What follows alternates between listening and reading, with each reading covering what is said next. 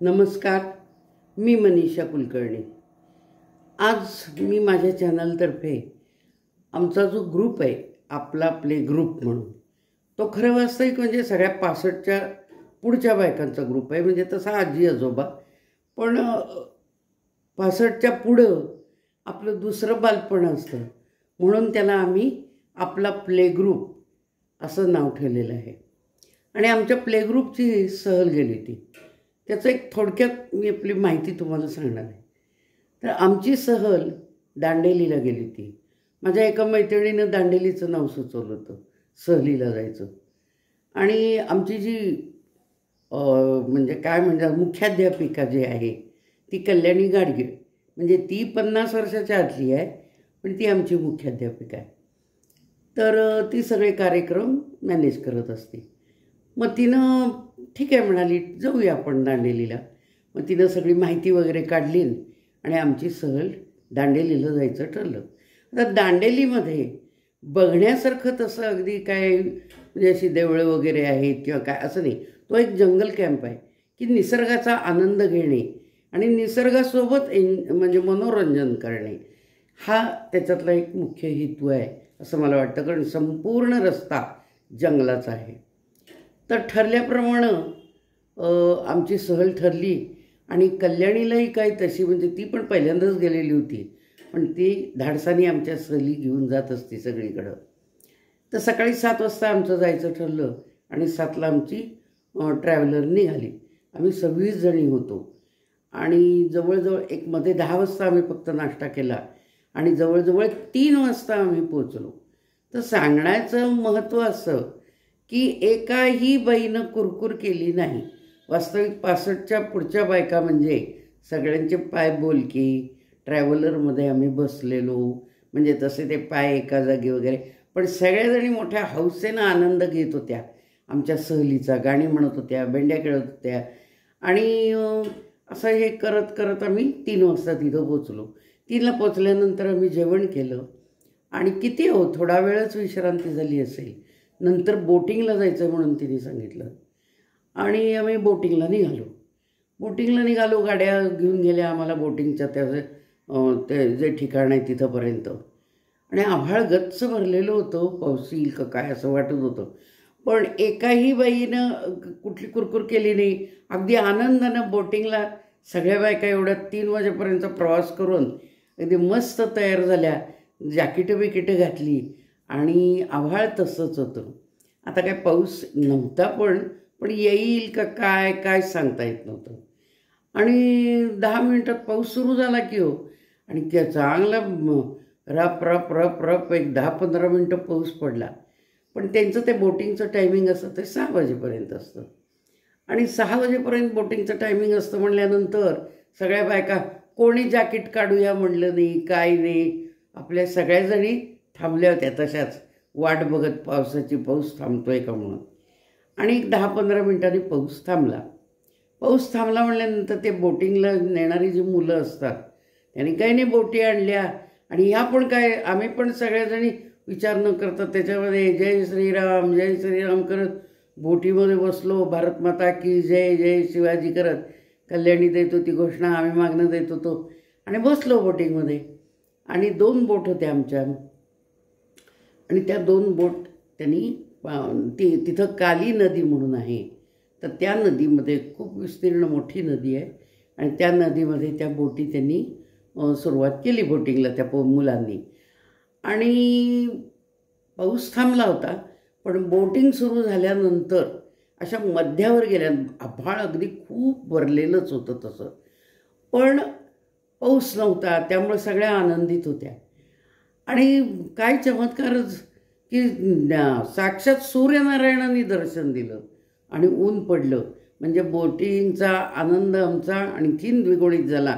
सूर्यनारायणांना नमस्कार केला की खरोखरच कृपा केलीत आणि सगळं आभाळ बिभाळ सगळं निघून गेलं आणि आमचा बोटिंग व्यवस्थित पार पडलं। आणि बोटिंग अगदी आनंदाने करून आम्ही सगळ्याजणी धाडसाने अगदी बोटिंग व्यवस्थित करून आम्ही परत आल्यानंतर मग नंतर आम्ही आमच्या त्या रिसॉर्टवर आल्यानंतर चहा पाणी झालं आमचं, खूप छान झालं. बायकांच्या गाणी झाली. नंतर आज फिर जीने की तमन्ना है वगैरे गाणी झाली. आणि नंतर 8 वाजता त्यांनी शेकोटी पेटवली होती. तर शेकोटीभोवती पण आम्ही खूप कार्यक्रम केले, खेळलो आणि बैठे खेळ खेळलो. असे खूप आनंद, म्हणजे आनंदाने आम्ही त्यावेळेला त्या शेकोटीचा पण आनंद घेतला. आणि म्हणजे छान कार्यक्रम वगैरे झाले आमचे.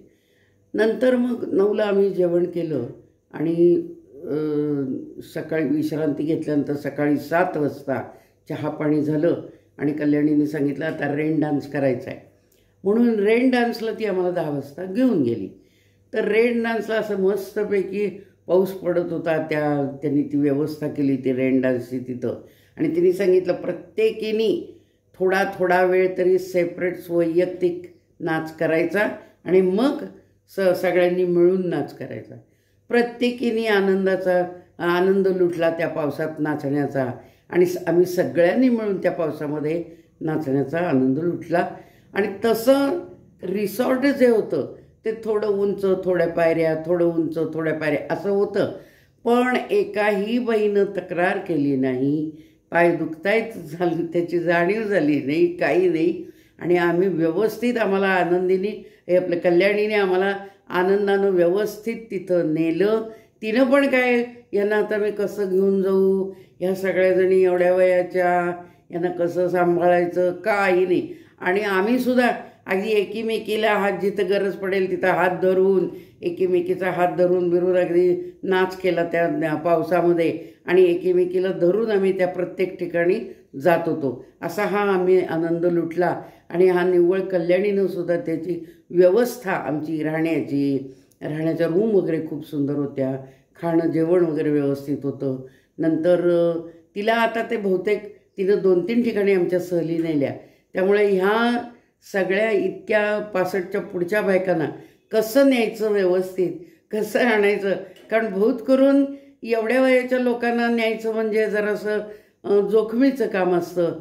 म्हणून तसे जरा लोक म्हणजे नाराजच असतात. परंतु ती आम्हाला उत्साहानं घेऊन जाते आणि आम्हीही उत्साहानं तिला साथ देतो. आमची कुठलीही तक्रार करत नाही. तक्रार करत नाही म्हणण्यापेक्षा आम्हाला तक्रार काय करायची हेच कळत नाही. म्हणजे आमचं तसं सगळं त्या आनंदामध्ये आम्ही विसरून जातो. आणि असा हा आनंद आम्हाला ती देती. आणि त्यामुळं आम्ही तो आनंद घेऊ शकतो सहलीचा. आणि मी असं श्रीरामाला प्रार्थना करते की ती जसं आमच्या आयुष्यामध्ये हा आनंद सगळा व्यवस्थित, म्हणजे आम्हाला सहलीला नेऊन वगैरे, आणि ती आमच्या जीवनामध्ये आनंद सगळा भरतो त्यामुळं. आणि आम्ही उत्साहित होतो. आणि तसं सगळं तिच्या मनासारखं सुद्धा तिला मिळावं. आणि तिच्या पुढच्या आयुष्यामध्ये आम्हालाही तिने असाच सहलीना वगैरे नेऊन आमच्या आयुष्यात जसं ती आनंद भरती तसं तिचंही जीवन, ती सामाजिक कार्य करते, तर तिचंही जीवन असंच आनंदाने फुलावं अशी आम्ही ईश्वरचरणी प्रार्थना करतो. आणि आनंदीने आम्हाला प्रत्येक वेळेला असं घेऊन जावं असं आम्ही तिच्या मागे लागतो. आम्ही तिचं विद्यार्थी आहे ना, म्हणून मग आम्ही तिच्याकडे हटत होतो. या खेपेला असं सहलीला चल, इकडं चल, तिकडं चल. आणि ती पण आनंदानं ते सगळं स्वीकारती आणि आमच्यासाठी व्यवस्था छान करती. आणि आम्हालाही तिच्याबरोबर जायला आनंद वाटतो. तर माणसानी हा असा म्हणजे थोडंसं बाहेर पडलं की आपल्याला आपल्या वेदनांचा पण विसर पडतो, मानसिक काही तक्रारी असतील त्याचा विसर पडतो. आणि असा हा आनंद घ्यावा आणि त्याला कोणीतरी पुढं होऊन हा आनंद असा म्हणजे लोकांना मिळेल अशी काहीतरी व्यवस्था करावी. ती करते काय, तिचे ऋणानुबंध तिचे नामचे आहेत. आणि म्हणून ती एवढ्या सगळ्या वृद्ध बायकांना घेऊन जाते. आणि बायका पण अगदी खूप छान आनंद घेतात. म्हणजे आम्हाला खूप आनंद वाटतो तिच्याबरोबर जाताना, सहल करताना. आणि सगळं आमचं म्हणजे वेदना आहे ते सगळं काही आम्हाला लक्षातही येत नाही. आणि सगळं विसर पडून आम्ही खूप छान आनंद लुटतो सहलीचा. तर असाच प्रत्येक वेळेला तिने आम्हाला न्यावं आणि आम्हाला आमच्या जीवनात आनंदाचे क्षण द्यावेत आणि तिचं पण जीवन आनंदाने भरून जावं अशी पुन्हा एकदा मी परमेश्वरचरणी प्रार्थना करते. आणि माझं जर हे सहलीचं वर्णन आवडलं असेल तर माझ्या चॅनलला सबस्क्राईब करा आणि कॉमेंट बॉक्समध्ये कॉमेंट्स द्या. धन्यवाद.